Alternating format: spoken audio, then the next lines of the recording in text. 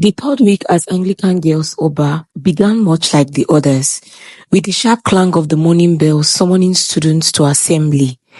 Chisimdi and Amaka walked briskly to the courtyard, their hair neatly plaited into simple styles they had done for each other the night before. Around them, clusters of girls chatted excitedly, their voices blending into a symphony of youthful energy. As they approached the assembly ground, Chisimdi noticed a group of students gathered around the Queens of Oba.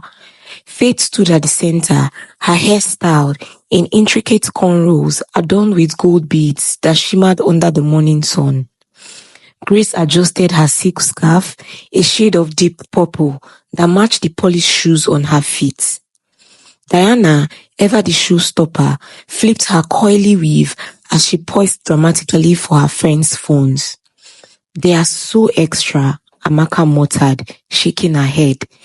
"It's like they think this is a fashion show, not a school." Chisimdi couldn't help but feel a pang of envy as she watched the queens bask in the admiration of their peers.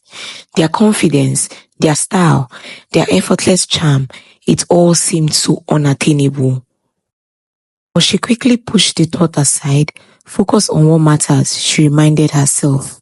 The assembly progressed without incident, and soon the students dispersed to their various classes. During the break, however, trouble found its way to Chisimdi and Amaka.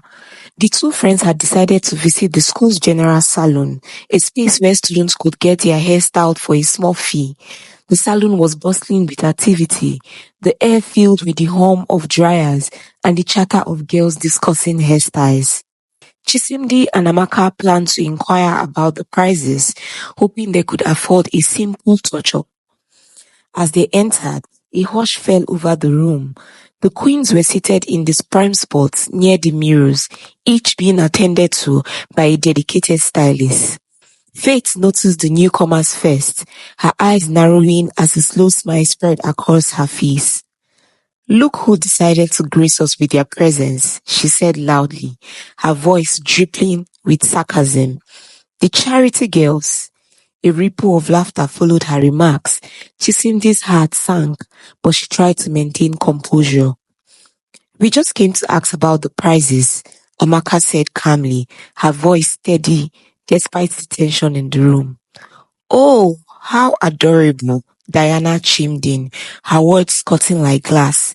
"You think you can afford this place?" Faith leaned forward, her freshly manicured knees tapping against the armrest of her chair. "Let me save you the trouble, darling. This salon is not for, well, people like you." The laughter grew louder, and Chisimdi felt her cheeks burn with humiliation. Amaka grabbed her hand and whispered, "Let's go." But as they turned to leave, Grace spoke up. Wait, don't be rude. Let them stay. Maybe they can learn a thing or two about what real beauty looks like." The queens erupted into another fit of laughter as Chisimdi and Amaka hurried out of the salon. Once outside, Chisimdi could no longer hold back her frustration. "Why do they have to be so mean?" she asked, her voice shaking. "What have we ever done to them?" "They are bullies, Chisimdi," Amaka said, placing a comforting hand on her friend's shoulder. "They thrive on making others feel small, but we can't let them win." Chisimdi nodded, but the sting of their words lingered. She resolved to avoid the queens as much as possible, focusing on her studies. However, that resolve was tested later that evening. The dormitory was alive with activity as students settled in for the night. Chisimdi and Amaka sat in their corner, working on an assignment for literature class. Nearby, the queens were holding court as usual, their laughter punctuating the quiet hum of conversation in the room. "Do you think they ever get tired of hearing their own voices?" Amaka whispered, eliciting a small chuckle from Chisimdi. But their light-hearted moment was short-lived. As Chisimdi stood up to retrieve a book from her locker, she tripped over one of Diana's designer duffel bag, spilling its contents onto the floor. "Oh, great," Diana said, her tone icy as she stood up. "Do you not watch where you are going?" "I am sorry," Chisimdi stammered, quickly kneeling to gather the scattered items. "It was an accident." Diana crossed her arms, her lips coiling into a sneer. An accident? You are so clumsy. Maybe you shouldn't be here if you can't handle yourself. The other queens joined in with Faith adding, she's right. The place is for the elites, not charity cases. The words hit Chisimdi like a punch to the gut. She could feel the stares of other students, the weight of their judgments pressing down on her. But before she could say anything, Amaka stepped in. She said it was an accident, Amaka firmly said, her eyes blazing with defiance. Why don't you try being a little more understanding instead of acting like you own the place? The room fell silent, and for a moment, Chisimdi feared the queens would retaliate. But Faith simply smirked. How cute, she said. The charity case has a protector. With that, she turned and stunted back to her corner, her entourage following closely behind. The tension in the room gradually dissipated, and Chisimdi felt a surge of gratitude for Amaka's support. Thank you, she said softly, as they returned to their corner. Don't mention it, Amaka replied. We have to look out for each other. That night, as Chisimdi lay in bed, her mind raced with thoughts of the queens and their relentless torment. She couldn't understand why they were so fixated on making her life miserable. Was it jealousy, boredom, or simply a desire to assert their dominance? Whatever the reason, Chisimdi knew she couldn't let them break her spirit. She thought of her parents, their words of encouragement echoing in her mind. Stay strong, she told herself. You have a purpose here. But even as she resolved to stay focused, a part of her couldn't help but wonder what it would be like to live in the Queen's world, a world of privilege, power, and effortless confidence. Little did she know that curiosity would soon lead her down a path she could never have imagined. The next weekend arrived with his usual rhythm at Anglican Girls Oba. Saturdays were reserved for leisure and personal upkeep. Most girls flocked to the school's general salon, where professional stylists came to help them look their best. It was the social hub of the school, equal parts beauty parlor and gossip center. For Chisimdi and Amaka, Saturdays usually meant staying in their dorm room, doing each other's hairs in simple hairstyle that suited their budget. But this weekend was different. Amaka suggested they at least visit the salon to see what he offered, even if they couldn't afford the more elaborate services.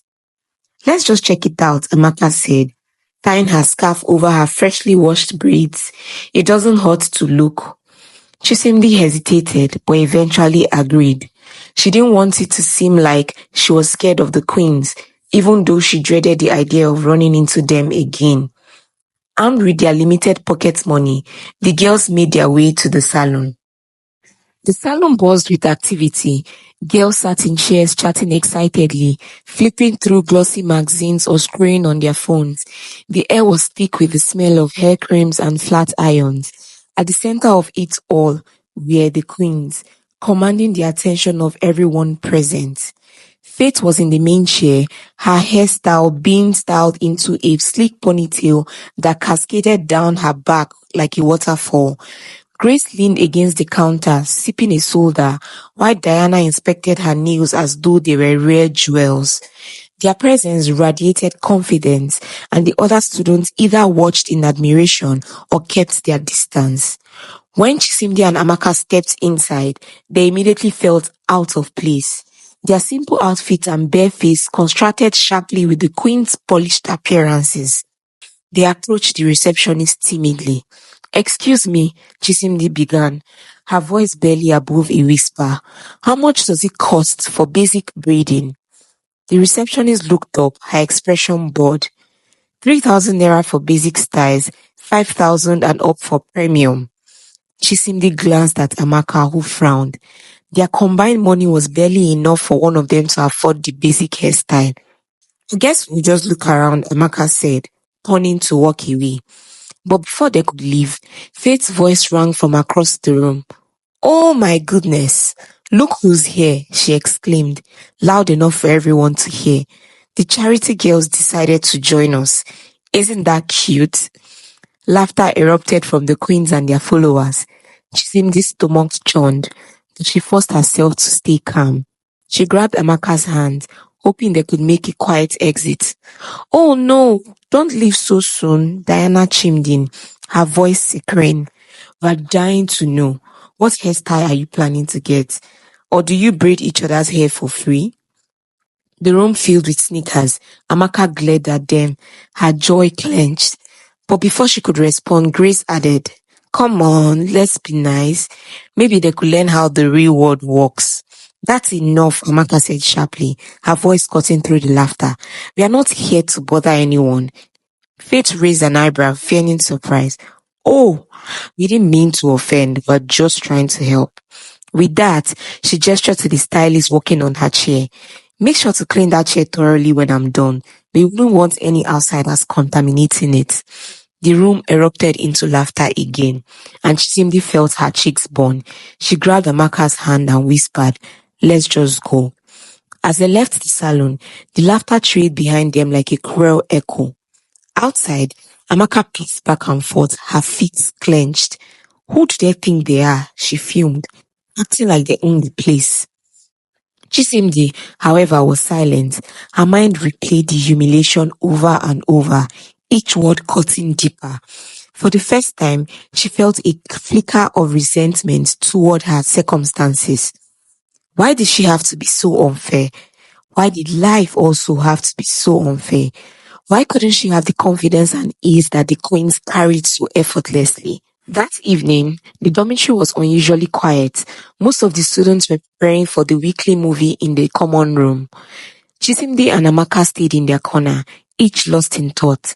Amaka was busy braiding Chisimdi's hair, while Diana stunted over, her high-heeled slippers clinking against the tiled floor. Well, well, Diana said, folding her arms. Still playing dress up, I see. Amaka paused, narrowing her eyes. What do you want? Oh, nothing. Diana replied with a sly smile. Just checking on you two.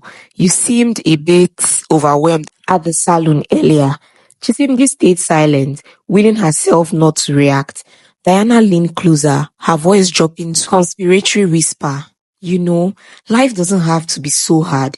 Maybe if you stop acting like you're better than everyone else, people will be nicer to you. Amaka rolled her eyes. We are not the ones acting better than everyone else. That's your specialty. Diana smirked. Touche. But remember, little fish get eaten when they try to swim with sharks. With that, she turned and walked away, leaving Chisimdi and Amaka fuming. That night, as Chisimdi lay in bed, her mind raced with conflicting emotions. The queens had made her life miserable, yet there was something about their world that fascinated her. Their confidence, their glamour, their ability to command respect. It was everything she lacked. I don't want to be like this forever, she thought. There has to be a way to make them respect me. The thought lingered as she drifted up to sleep, unaware of how dangerously close she was to crossing a line she couldn't uncross. The week rode by uneventfully, with Chisimdi burying herself in her books and avoiding any interactions with the queen. The sting of their mocking words lingered in her mind. No matter how much she tried to focus on her studies, their laughter echoed in her thoughts. By Friday evening, the dormitory buzzed with anticipation for the weekend. Some girls prepared for their usual routines, visits to the school chapel, group study sessions, or movie nights. Others whispered about plans that were far from school approved, their hushed tones and stolen glances betraying their mischief. Chisimdi sat in her corner, her notebook spread out on her desk as she revised for an upcoming test. Amaka had gone to the library, leaving Chisimdi alone with her thoughts. Just as she was beginning to lose herself in the equations on her page, a shadow fell over her desk. Chisimdi, a smooth voice called, drawing her attention. She looked up and saw Diana standing in front of her, a sly smile playing on her lips. Behind her, Faith and Grace leaned casually against a bunk, watching with amused expressions. What do you want? Chisimdi asked, her voice guarded. Diana tilted her head, pretending to be offended. Relax, we are not here to bite. In fact, we came to talk to you. They frowned, confused. The queens had spent weeks mocking her and Amaka. Why would they suddenly want to talk to her? What for? Faith stepped forward, her posture exuding authority. We have been watching you, she said, her voice cool and measured.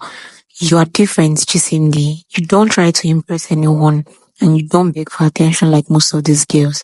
Chisimdi blinked, unsure of how to respond. Was that supposed to be a compliment? We admire that, Grace added, her tone more genuine than usual.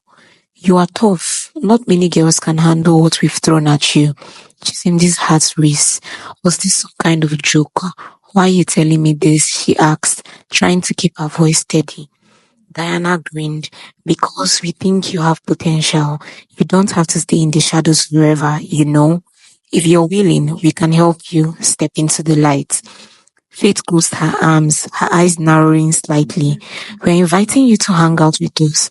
The words in the air, heavy with implication. She simply stared at them, her mind racing. This was the same group of girls who had tormented her since her first week at Anglican Girls Oba. Why were they suddenly being so nice? What did they really want? Why me? She asked, her voice laced with suspicion. Why not you? Diana countered. You've got brains and you're not half bad looking when you're not trying to hide. We could teach you a lot. Chisimdi hesitated. A part of her wanted to refuse outright, to tell them to leave her alone. But another part of her, the part that had longed for respect and recognition, felt tempted. What if this was her chance to finally belong? Before she could answer, Faith leaned in closer. We're going out tomorrow night, she said, her voice low and conspiratory. It's a tradition for us. If you want to see what it's like to live on our level, meet us by the back fence at 9 p.m. sharp. Chisimdi's breath caught in her throat. You mean sneaking out? Of course, Grace said with a shrug. The rules don't apply to us. Diana snapped. You'll be back before anyone notices. Trust us, it's worth it. With that, they turned and walked away, leaving Chisimdi alone with her thoughts. She stared at her notebooks, the equations blurring together as her mind raced. Should she go? It was risky, but it was also an opportunity to experience the world the queens lived in. A world she had only glimpsed from afar. That night, Chisimdi shared the encounter with Amaka. Her friend's reaction was immediate and fierce. Absolutely not, Amaka said, shaking her head. You can't trust them, Chisimdi. They are just using you for their own amusement. But what if they are serious? Chisimdi asked, her voice barely above a whisper. What if this is my chance to prove that I am not some charity case? You don't need to prove anything to them, Amaka said firmly. You are better than this. Don't let them drag you down. Chisimdi sighed, torn between her friend's advice and the allure of the queen's invitation. I will think about it, she said eventually, though her heart was already leaning in one direction. The next day passed in a blur. Chisimdi attended her classes, completed her assignments, and tried to act normal. But as the sun dipped below the horizon, her nerves began to fray. She couldn't stop thinking about the queen's words, about the chance to step out of her modest life, even if only for a night. At 8:45 p.m., she found herself pacing in the dormitory. Amaka watched her silently, her disappointment palpable. You're really going, aren't you? Amaka finally said. Chisimdi hesitated, then nodded. I have to, Amaka. I need to see what it is like. Amaka shook her head, her voice tingled with sadness. I hope you know what you're doing. At exactly 9 p.m., Chisimdi stepped out of the dormitory and made her way to the back fence. The queens were already there, dressed in sleek outfits that shimmered in the moonlight. Faith handed her a jacket and a pair of shoes, clearly chosen to match the group's aesthetics. Ready? Diana asked with a grin. Chisimdi nodded, her heart pounding. With practice ease, the queens climbed the fence and disappeared into the night. Chisimdi followed, her mind racing with a mix of fear and excitement. Subscribe now and stay tuned for part 3. I hope you enjoyed the tale. If so, please like the video, comment, share it with your family and friends, and don't forget to subscribe to the channel and turn on the notification bell for more enchanting tales like this one. Goodbye.